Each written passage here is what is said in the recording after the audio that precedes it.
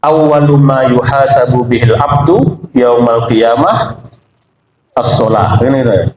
Jadi kelak pertama kali yang akan dihisap dari kita ini, nah ini tentu keyakinan bagi kita yang muslim itu tadi adalah sholat. Nah, itu yang pertama sekali.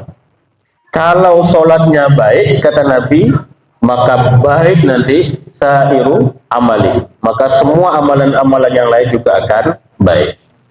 Kalau sholatnya fasad atau rusak sholatnya itu, nah, maka rusak juga amalan-amalannya yang lain.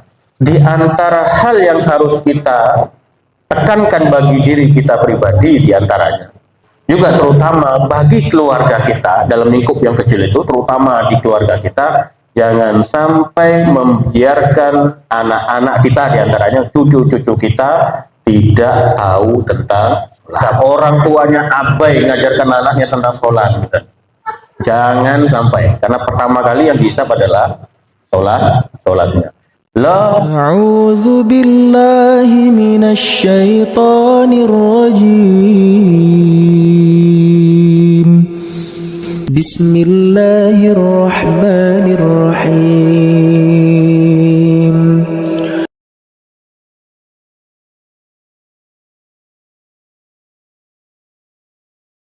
Assalamualaikum warahmatullahi wabarakatuh. Bismillahirrahmanirrahim. Alhamdulillahi rabbil alamin wa bihi nasta'inu ala umuri dunya waddin. Asyhadu an la ilaha illallah wahdahu la syarikalah wa asyhadu anna Muhammadan abduhu wa rasuluh al-mab'uts rahmatan lil alamin. Allahumma shalli wa sallim wa barik ala nabiyyina Muhammadin wa ala alihi wa ashabihi wa man da'a bi da'watihi wa tamassaka bi sunnatihi wa man tabi'ahu bi ihsanin ila yaumiddin. Amma ba'd. Yang kami muliakan para orang tua kami, ustaz-ustazah, Bapak Ibu, hadirin hadirat, adik-adik semuanya, mudah-mudahan kita semua senantiasa dalam ridha dan rahmat Allah Subhanahu wa taala. Alhamdulillah, kita bersyukur kehadirat Allah Subhanahu wa taala atas segenap limpahan rahmat karunia yang Allah berikan kepada kita semua. Alhamdulillah masih bisa makan, minum dengan baik. Apalagi masih bisa buang angin nih wajib. Masih, oh masih, alhamdulillah itu. Itu belum nggak bisa buang angin bahaya. Ya hal-hal yang sederhana padahal kan gitu. Tapi kalau sudah tidak bisa buang angin itu pengobatannya juga luar biasa. Kita menghirup udara dengan gratis. Itu kalau sudah pakai tabung oksigen itu berapa? Satu tabung itu. Nah itu kan alhamdulillah segala nikmat yang Allah berikan kita syukuri. Mudah-mudahan dengan senantiasa kita menetapkan rasa syukur di dalam diri kita, semakin mendekatkan kita kepada Allah dan semakin menambahkan kualitas ketakwaan kita. Salawat dan salam semoga senantiasa terlimpahkan buat Rasulullah Muhammad SAW, buat para keluarga, para sahabat dan orang-orang yang mentaati ajaran yang beliau bawa hingga akhir zaman kelak. Bapak Ibu, adik-adik semuanya yang kami muliakan, baik, kita melanjutkan kajian tentang himpunan putusan tarjih pada 1 bulan yang lalu kayaknya. 1 bulan yang lalu kita sampai kepada bab atau bagian tentang al-imanu bir rusul, iman kepada para rasul. Ya paling tidak pada hari itu kita diskusi, diantaranya adalah bagaimana kita menteladani Rasulullah itu, terutama juga dalam sisi-sisi sifat wajib bagi Rasul yang sidik, amanah, tabligh, fatonah itu tadi, dan lain-lain sebagainya.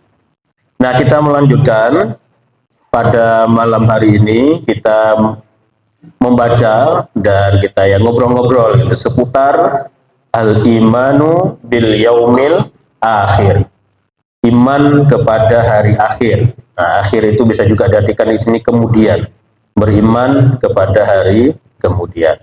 Bagaimana biasa saya bacakan dulu redaksinya.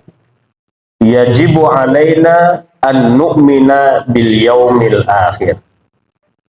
Yajibu alaina, kita wajib, kira-kira gitu. Wajib bagi kita mengimani hari akhir atau hari kemudian.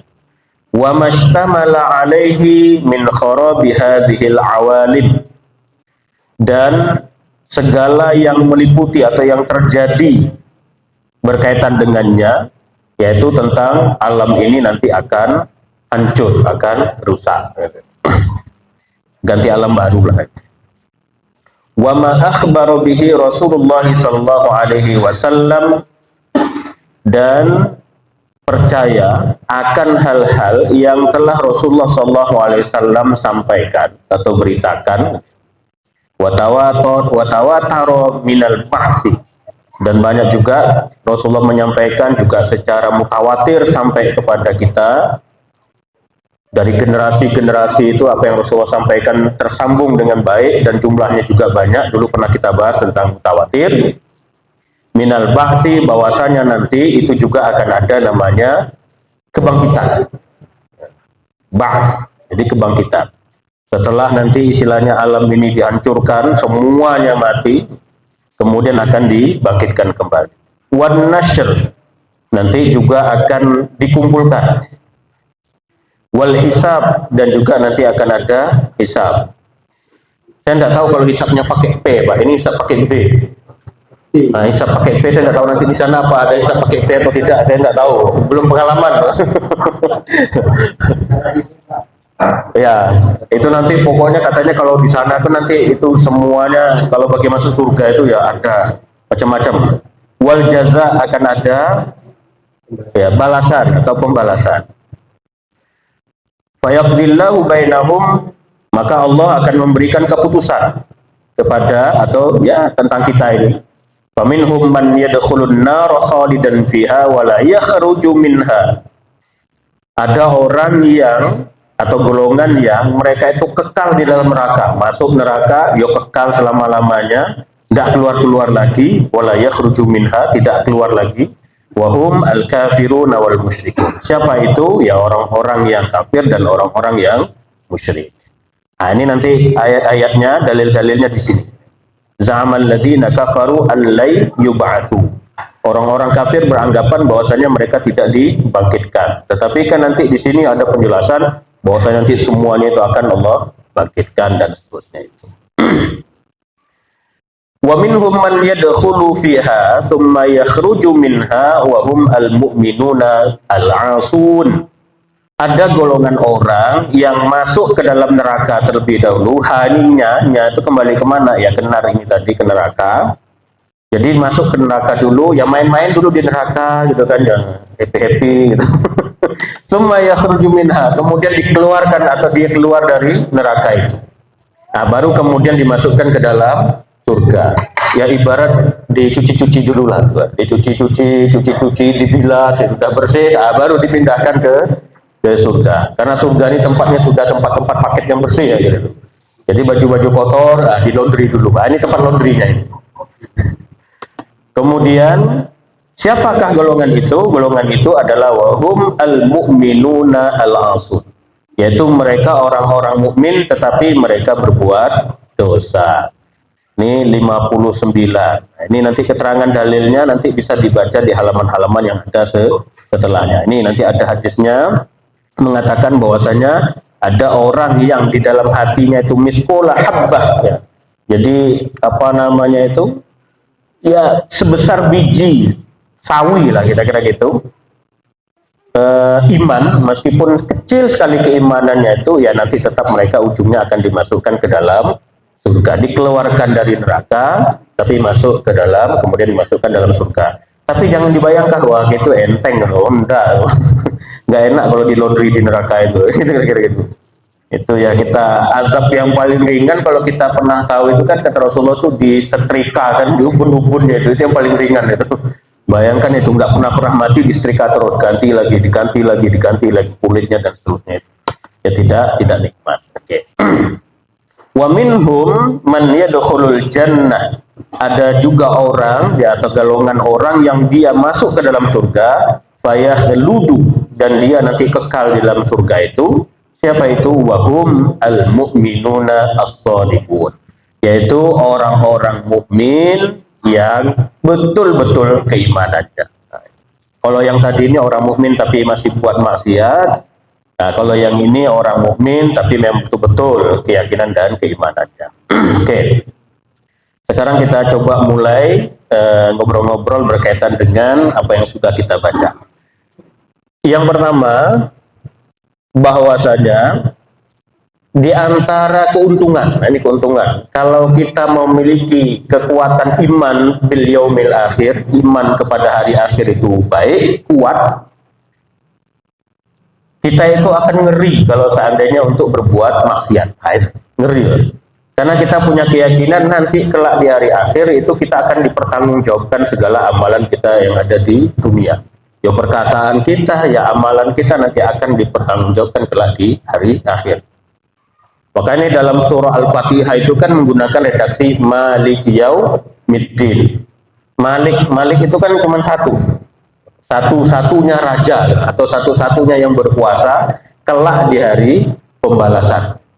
Hari akan dipertanggungjawabkan segala amalan kita. Nah, itu juga memberikan informasi kepada kita kalau di dunia itu banyak raja-raja kecil. Orang berbuat kejahatan di dunia atau melakukan tindakan-tindakan yang tidak baik, korupsi ya, dan macam-macam contohnya itu kadang satu saling melindungi dengan yang lain. Nah, raja-raja kecil itu ada aman dari siksa di dunia itu, mungkin dia aman. Nah, kira-kira begitu.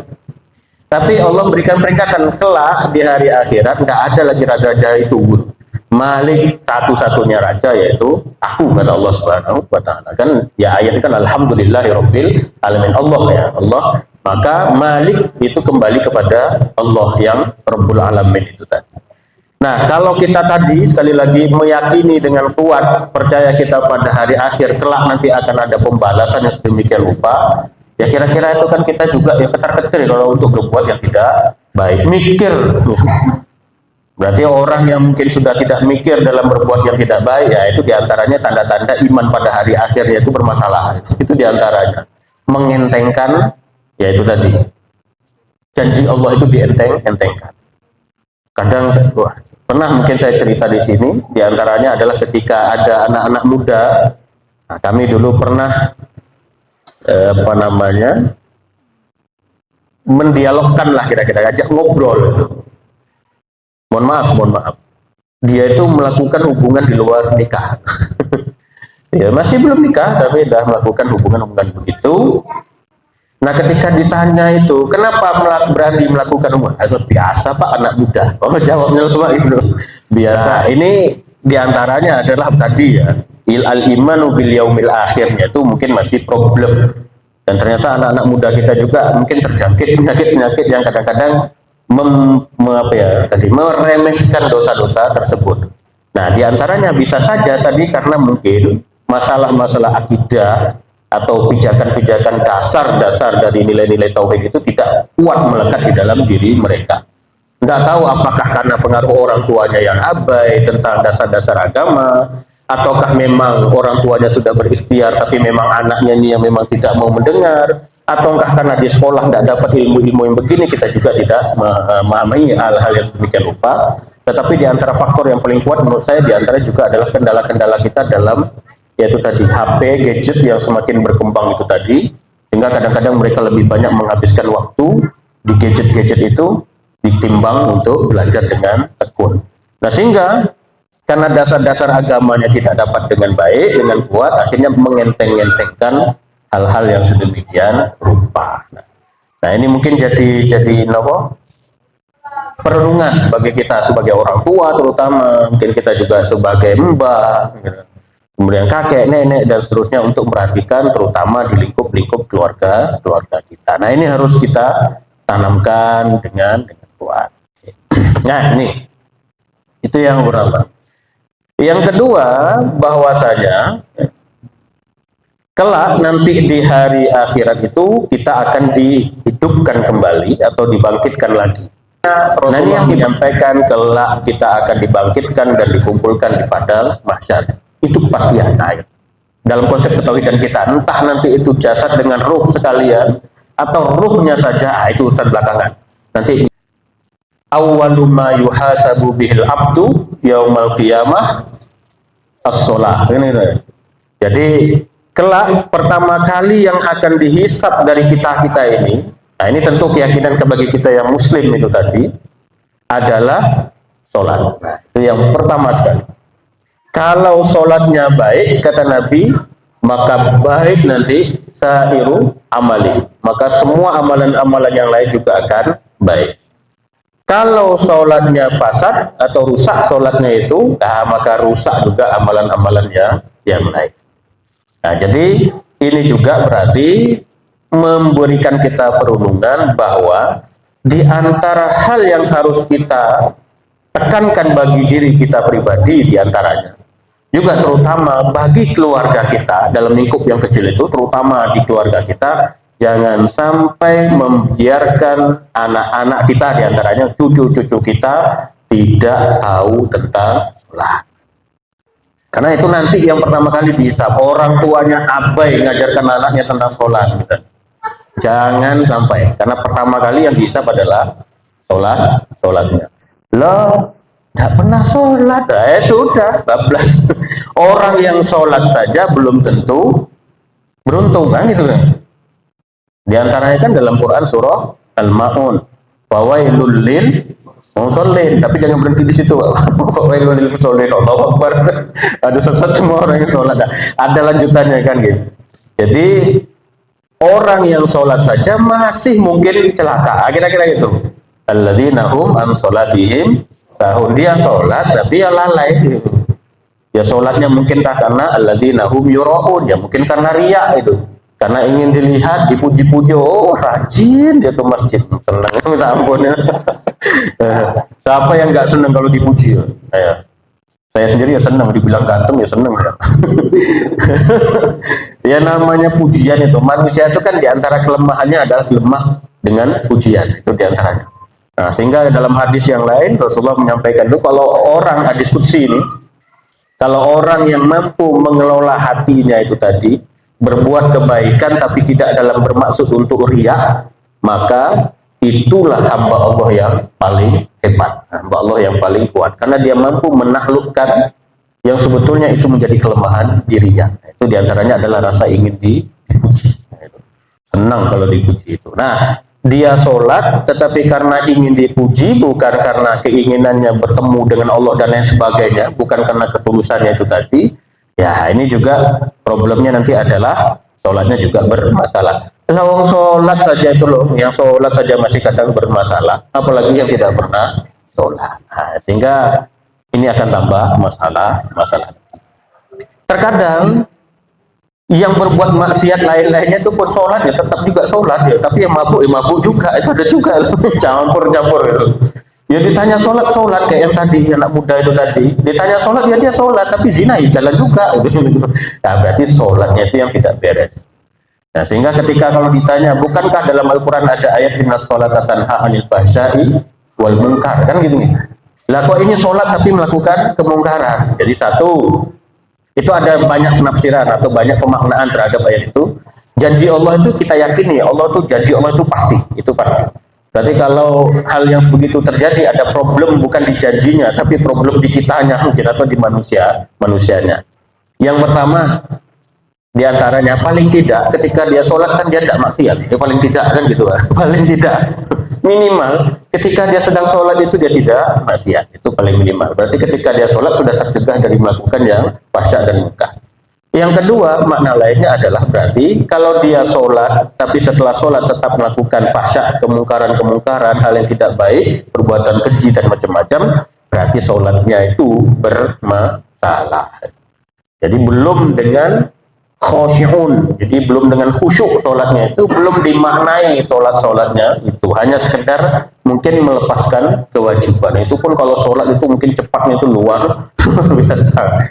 100 rakaat bisa mungkin cuma 5 menit. Nah, itu problem lainnya ada itu tadi. Jadi sholatnya itu hanya sekedar untuk melepaskan kewajiban, tapi tidak memang dari hatinya. Nah, sehingga kalau sholat kita dari hati, kita coba meresapi makna sholat kita itu tadi, dan di luar sholat juga tercermin perilaku nilai-nilai sholat dalam kehidupan kita sehari-hari. Nah, inna sholata tanha anil fahsya'i wal munkar. Misalnya Allahu Akbar, kita kan takbir itu. Allah maha besar. Nah, kita besar, oh, enggak, kita ini maha kecil lah, kira-kira gitu. Nah terus kalau kita maha kecil, kenapa kita harus sombong kepada yang lain, mentang-mentang posisinya tinggi, duitnya berlipat-lipat, bergudang-gudang, kemudian lihat orang lain, oh jalannya busung, dada, angkuh, sombong, itu dengan apa yang dimiliki tadi. Nah itu berarti belum benar-benar sholat gitu. Sholat fisiknya, gerakan-gerakan bacaan mulutnya mungkin iya, tapi nilai-nilai sholatnya belum tercerminkan di dalam kehidupan sehari-hari.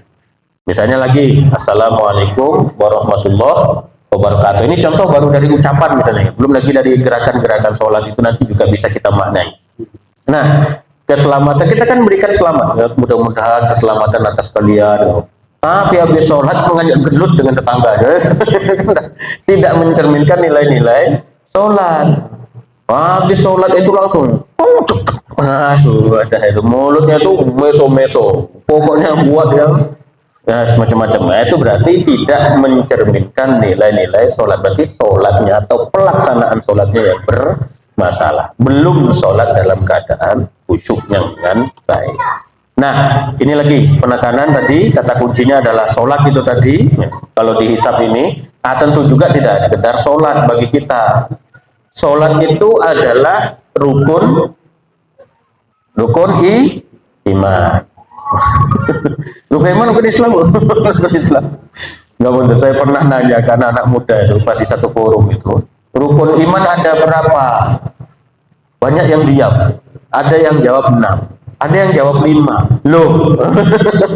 Kemudian saya tanya, yang benar itu 5. Oh kan, katanya temannya tadi.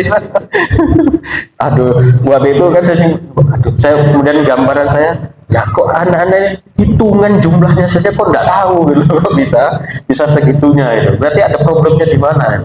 Rukun Islam pun begitu. Ketika saya otak-atik itu, angkanya saya mainkan itu aja sudah ragu-ragu gitu. Loh, jadi yang benar berapa Pak? Jadi ada di antara anak-anak muda kita itu kadang jumlah hitungan rukun iman dan rukun Islam saja tidak ngerti yang benar yang mana. Nah, waktu itu kalau tidak salah kajian kami tentang kajian tauhid atau tauhid dan keislaman kalau tidak salah. Nah, sehingga pembahasannya diantaranya adalah hal yang sedemikian rupa. Saya nyoba mancing-mancing dengan itu dulu untuk melihat sejauh mana kira-kira pemahaman dasar mereka. Ternyata banyak yang problem. Nah, belum lagi saya coba sebutkan, wadah bablas itu. Disebutkan rukun iman, rukun Islam itu udah entah kemana-mana, tidak tahu, tidak hafal tentang rukun iman dan rukun Islam. Tapi tentu juga banyak yang tadi masih hafal. Nah, maksud saya begini, sholat itu kan kalau dalam bahasa kita ya tiang agama, atau dalam bahasa lain kita juga sebut dengan rukun. Rukun Islam itu ada syahadat, ada mendirikan sholat. Nah itu diantaranya. Rukun itu kan bisa berarti pojok loh. Nah pojok ini, atau pondasi kan juga bisa dimaknai sebagai pondasi. Nah sehingga ada hal-hal lain yang harus dihias, tidak hanya sekedar pelaksanaan sholatnya saja. Sholat toh itu ya tidak cukup juga, kan dari sholat itu tadi akan melahirkan nilai-nilai lain yang baik dalam kehidupan sehari-hari. Makanya bunyal Islamu ala khamsin, kan Islam itu didirikan di atas 5 perkara atau 5 dasar itu tadi. Berarti ini 5 itu adalah pondasinya. Sedangkan nilai-nilai kebaikan Islam yang lain itu nanti akan nempel di pondasi-pondasi tersebut. Lah pondasinya tidak dibuat, bagaimana ini akan menempel? Puasa Ramadan, kita akan dekat puasa Ramadan. Saya pernah ditanya tentang bagaimana Pak hukum puasa Ramadan tapi tidak pernah sholat. Serius, ada orang yang puasa, saya tahu juga tuh, dia puasa rajin. Ya di depan saya, tidak tahu kalau di belakang gitu. Rajin dia puasa Ramadan itu, tapi sholat itu tidak pernah, kecuali mungkin 2. Idul Fitri, Idul Adha. Jumat pun nggak sembuh lah itu. Nah, kalau dijawab secara fikihnya tentang sholat, tentang puasa, puasa itu kan yang membatalkannya apa? Makan minum dengan sengaja, kan gitu? Muntah dengan sengaja, kemudian apa lagi? Melakukan hubungan badan dengan sengaja, itu kan ya, itu, dan istilah mengeluarkan mandi dan seterusnya dengan sengaja, itu yang membatalkan puasa. Berarti kan sholat tidak termasuk salah satu yang membatalkan puasa. Secara fikihnya puasanya Sah, ya sah. Selagi dia menahan diri dari subuh atau dari fajar hingga nanti maghrib, baru dia makan, minum, dan seterusnya itu, ya puasanya hitungannya sah, ya sah. Tapi diterima atau tidaknya, nah ini.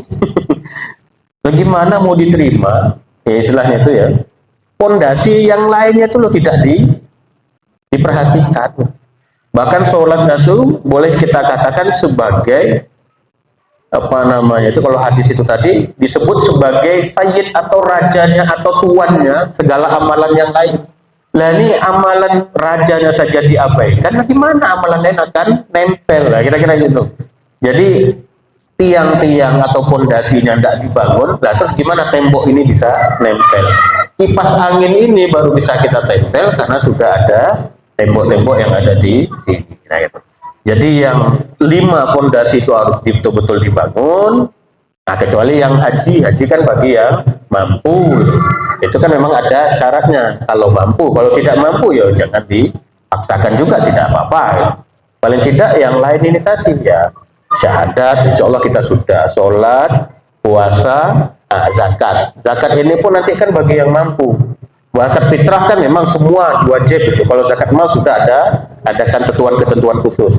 Tapi kalau orang yang betul-betul tidak mampu, lah untuk makan dia saja susah, gimana dia mau zakat fitrah? Itu gimana lagi? Ya sudah, tidak ada lagi ketentuan lagi. Dia menjadi mustahik zakatnya saja. Ya gimana dia mau mengeluarkan? Oh makan saja dia mungkin seminggu tidak makan, itu dan seterusnya. Tapi tetap yang bagi punya kemampuan meskipun berapa ya tetap wajib mengeluarkan zakat fitrah bagi yang punya. Nah artinya sholat ini kan tidak terlalu banyak lah modal-modal lainnya itu saya kira. Yang penting nutup aurat. Kalau tidak bisa nutup aurat seadanya sampai segitunya. Sholat dalam keadaan darurat bahkan tidak menutup aurat pun, kalau memang itulah yang ada bajunya sobek-sobek dan seterusnya itu, satu-satunya itu sholat dalam keadaan sedemikian rupa. Itu sah secara fikihnya. Karena dalam kondisi darurat. Artinya ini kan pondasi yang bisa dibangun. Nah kalau ini tidak dibangun, maka nanti hiasan amalan-amalan yang lain itu tidak akan bisa nempel. Nah ini pentingnya sholat itu tadi, diantaranya adalah tempat menempelnya amalan-amalan yang lain. Yang berikutnya, mungkin saya agak penekanan di sini, terkadang kita juga dalam masalah misalnya sholat, atau dalam masalah amalan-amalan lainnya juga, keliru dalam meletakkan posisi, meletakkan kedudukan. Terutama kadang kalau pas bulan Ramadan, ini kita menjelang bulan Ramadan, tarawih dikejar habis-habisan, mati-matian, subuhnya bablas, isaknya tidak dilakukan, ya. Yang dikejar tarawihnya. Nah itu keliru kan? Oh tarawihnya tuh bukan main lomba-lomba untuk ke masjid. Tapi kalau sudah yang 5 waktu yang wajib-wajib itu, yang betul-betul ditekankan lagi untuk berjamaah, tidak pernah muncul dia itu. Munculnya nanti menjelang tarawih. Nah itu bagus, cuman keliru dalam menempatkan posisi. Maka dalam kaidah ini juga, dalam hal ini ada kaidah yang kita tentukan adalah mendahulukan atau memprioritaskan, mengutamakan yang wajib. Nah ingat ya, mengutamakan yang wajib dan memelihara yang sunnah. Bukan diabaikan, tapi dipelihara. Dijawat dengan baik yang sunnah. Maka ketika nanti bulan Ramadan ya 5 waktu juga kita gencarkan untuk di masjid, ya tarawih juga monggo kita juga gencarkan, ataupun yang sunnah lainnya juga digencarkan. Nah kadang-kadang ada yang keliru. Dulu saya ketika di kampung dulu, saya masih kecil-kecil. Ya kadang kan kalau masih kecil tuh mungkin kayak belakangnya tuh. Habis sholat kan mungkin saya keluar lihat-lihat gini ya. Ini pengalaman masa kecil kan tidak apa-apa. Lah, kadang itu ada orang yang datang itu datangnya bukan pas sholat isya, tapi datangnya pas tarawih itu. Jadi kan biasanya isya dulu, kemudian ceramah, lanjut tarawih. Datangnya pas setelah sholat isya. Jadi yang dikejar itu memang tarawihnya tok, yang dikejar tarawih. Jadi bukan yang lain-lain. Itu bagus. Cuman kadang mendudukkan yang kurang pas. Nah, sekali lagi yang wajib kita utamakan, nah kemudian yang sunnah kita rawat dan kita pelihara. Ada yang kadang ngobrol itu ketika setelah misalnya malamnya itu tidak bisa tarawih, besoknya gitu, ya Allah nyesal aku tadi malam tidak bisa tarawih ke masjid. Ada yang sampai begitu. Tapi saya tahu dia ini nggak pernah sholat juga. Jadi 5 waktunya juga kadang problem gitu kan ya. Ya ke masjid juga enggak. Tapi kita paling tidak kita bahagia, kita senang karena dia sudah punya penyesalan tidak mampu sholat tarawih di masjid. Itu sudah bagus. Nah, sebaiknya ketika penyesalan itu datang dirawat dengan baik. Kalau yang sunnah saja aku ketinggalan aku menyesal, apalagi kalau yang wajib, wajib. Nah, itu harusnya kan tambah nyesal gitu kalau seandainya itu terlewatkan. Nah, cuman kadang tadi ada yang keliru paham sehingga nanti kemudian yang lain yang dikejar-kejarnya tapi yang wajib justru kemudian diabaikan. Lagi-lagi pondasinya diabaikan, maka bangunan masjid ini tidak akan bisa dibangun. Pasti yang dibangun pertama kali adalah pondasi. Habis Pak waktu kita, Pak. Oke. Nah, ini saya lanjut lagi ya. Wal jaza, ini ada balasan. Nah, sudah nanti kita akan tahu. Nanti bagi orang yang tadi ada 3 kategori, berarti ada orang yang kekal di dalam neraka. Kategorinya orang yang betul-betul menutup diri dari keimanan itu tadi, kafir dan musyrik. Kemudian yang kedua adalah orang yang mukmin. Kemudian dia bermaksiat maka dia akan masuk ke dalam neraka terlebih dahulu, tapi kemudian setelah selesai masa sanksinya baru kemudian dia keluar dan dimasukkan ke dalam surga. Yang ketiga baru nanti adalah mereka yang akan dimasukkan ke surga kekal di dalamnya, mereka adalah mukmin yang sejati, orang-orang yang memiliki keimanan yang sejati. Nah, terkadang hal-hal yang sedemikian rupa masih saja menjadi pertanyaan. Kapan saya lupa? Mungkin ketika saya memberikan kuliah, kebetulan saya ngajar tentang fikih munakahat. Di antara yang saya ajar itu fikih perkawinan. Makanya tadi mungkin problem-problem perceraian dan macam-macam itu ya kadang-kadang kita punya informasi tentang itu. Ada kemudian yang bertanya, Pak, nanti kalau di surga itu, kalau seseorang sudah menikah, itu nanti dia bersama dengan suami dan istrinya itu atau dengan orang lain nanti di surga? Aduh, ini pertanyaan tentang sudah di surga. Saya tidak tahu, belum punya pengalaman di sana. Nah, kemudian ya intinya, insya Allah orang-orang yang punya keimanan yang baik itu mereka akan dikumpulkan bersama orang-orang yang soleh tersebut. Entah kan nanti mereka dikumpulkan bersama keluarga mereka kembali atau tidak, sudah itu urusan di surga. Orang udah nggak mikir nanti itu di surga itu sudah mungkin nggak mikir urusan itu. Ya Allah, nyesal aku nggak ketemu lagi sama istriku di surga, itu udah urusan lain tuh. Pokoknya orang udah surga neraka itu udah urusannya berbeda. Nah, sehingga saya bilang waktu itu karena ya saya tadi pemahaman dan mungkin ilmu yang terbatas berkaitan dengan yang gaib, saya bilang nggak usah kita terlalu memikirkan hal-hal yang gaib jauh di sana itu. Keyakinan kita adalah bahwa kita diberikan pilihan nanti, bagi yang baik masuk surga gitu ya, bagi yang tidak baik masuk neraka. Nah, pilihan ketiganya ada yang dicelup-celup dulu ke neraka baru nanti dimasukkan ke surga. Apakah nanti di sana bertemu dengan itu tadi, dengan suaminya, dengan istri, dengan anaknya, tidak usah peduli. Orang yang di surga itu mereka sudah bahagia gitu. Ya, tapi kita berdoa saja, mudah-mudahan nanti Allah pertemukan kita dengan keluarga kecil kita atau keluarga kita di surga. Semuanya nanti kelak berkumpul di surga. Karena ini perkara yang gaib, dan surga itu adalah hal-hal yang sudah nikmat-nikmat saja, sudah tidak usah diurus sekarang. Sekarang kita urus, saya bilang, kita urus persiapan kita menuju surga, itu aja. Jadi tidak usah ngurus nanti di surga gimana, tidak usah urus, itu Allah yang urus itu. Sekarang kita urus urusan kita di dunia agar kelak kita sampai ke surga, enggak mampir-mampir ke neraka, kira-kira gitu. Nah, ini sementara, ini bagian yang tentang keimanan kepada hari akhir. Ini ada waktu penebusan dosa ya. Tergantung bayaran, Pak. Jadi kalau kaitannya dengan dosa, saya pikir semua dosa itu bisa diselesaikan, Pak. Kata kuncinya kan dalam Al-Quran itu kan tubu ilallahi taubatan nasuha. Orang yang bertaubat dengan taubatan nasuha, maka ya itu sudah dijamin istilahnya itu dihapuskan dosa-dosanya.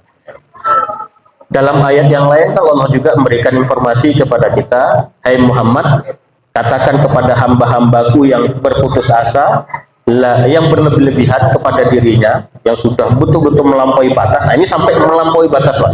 Artinya kalau dosanya itu sudah di luar batas nalar manusia lah kira-kira gitu. Artinya melampaui lah pokoknya itu. La taqnatu mir rahmatillah.